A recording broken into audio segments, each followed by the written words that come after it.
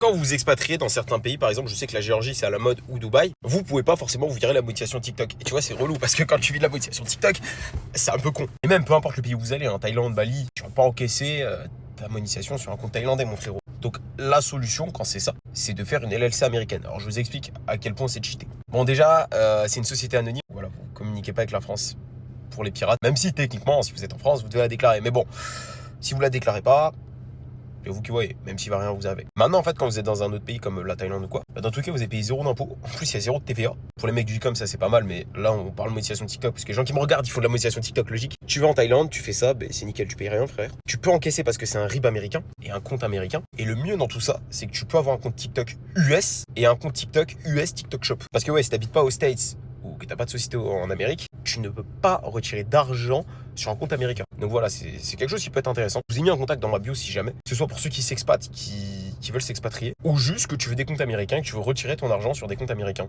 C'est tout.